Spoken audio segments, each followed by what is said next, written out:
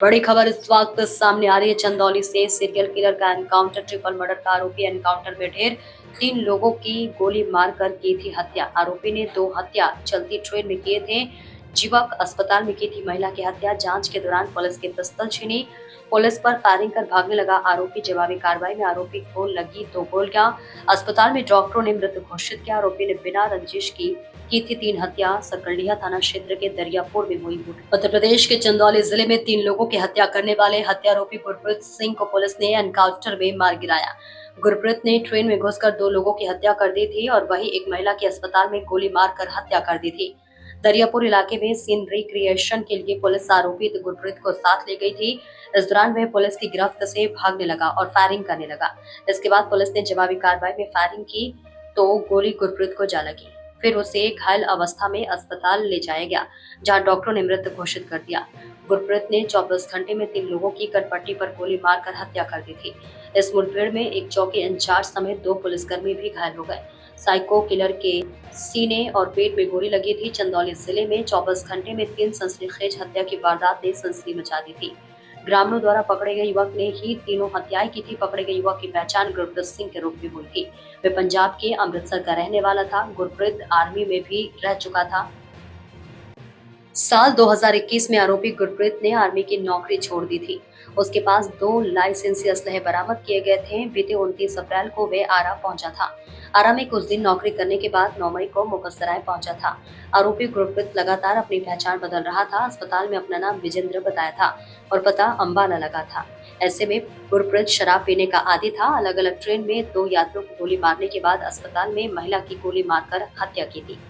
अब तक 3 लोगों की चंदौली में हत्या कर चुका था। ग्रामीणों द्वारा पकड़े गए गुरप्रीत को पुलिस ने अपनी कस्टडी में ले लिया था और देर रात उसे सीन रिक्रिएशन के लिए घटनास्थल पर ले गई थी, जहां से वे फायरिंग करके भागने की फिराक में था। हालांकि पुलिस की जवाबी कार्रवाई में वे ढेर हो गया। देखिए, थाना अलीनगर क्षेत्र में दिनांक 10 और 11 में 3 घटनाएं हुई थी, जिनमें 3 अलग अलग व्यक्तियों की गोली मार करके हत्या कर दी गई थी।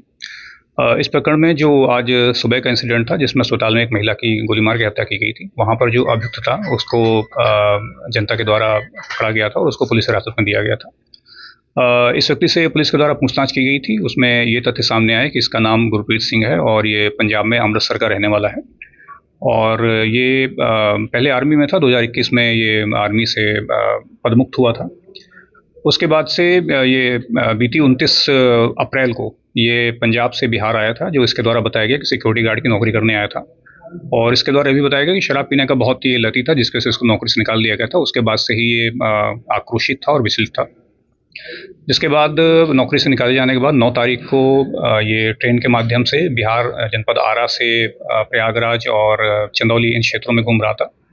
चंदौली में 10 तारीख की सुबह पैसेंजर ट्रेन में इसके द्वारा एक व्यक्ति गोली मार के हत्या की गई थी। इसके बाद उसी दिन रात में, जो कि 11 की सुबह, जम्मू तवी एक्सप्रेस ट्रेन में, वहाँ भी इसके द्वारा एक व्यक्ति गोली मार के हत्या की गई थी। और आज सुबह जो मैंने घटना बताई, अस्पताल में एक महिला की गोली मार के हत्या की गई थी। इस सारी पूछताछ के बाद जो जीआरपी की टीम और एसओजी एवं थाना पुलिस के द्वारा इसको जो क्राइम सीन रिक्रिएशन था, उसके लिए पहले थाना रेलवे स्टेशन मुगलसराय लेके गए थे। वहाँ पर इसके द्वारा जानकारी की गई, बताया गया कि क्या-क्या घटना किस प्रकार से हुई थी। उसके बाद जो प्रथम घटना हुई थी, कुचमन रेलवे स्टेशन का जो बॉडी मिली थी, वहाँ पर इसको ले जाया गया। वहाँ पहुँचने पर इसके द्वारा पुलिस टीम की पिस्टल छीन करके फायरिंग करते हुए ये वहाँ से भागा, जिस पे वहाँ पर घेराबंदी करने के लिए तत्काल अन्य पुलिस फोर्स को बुलाया गया। वहाँ पे अन्य थानों की फोर्स भी पहुँची।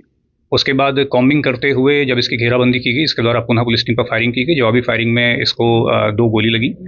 उपचार के लिए इसको तत्काल सीएचसी भिजवाया गया, जहाँ से इसको जिला अस्पताल रेफर किया गया। जिला अस्पताल में इसको मृत घोषित कर दिया गया है। साथ ही जो घटना के कारणों के संबंध में से पूछताछ हुई, उसके बारे में कोई ऐसा ठोस इसका व्यक्तिगत कारण नहीं था। इसके द्वारा ये बताया गया था कि ये बहुत आक्रोशित था और इस प्रकार से रैंडमली घटनाएं कर रहा था। इन मृतकों में आपस में कोई संबंध नहीं था, ना ही किसी को जानता था।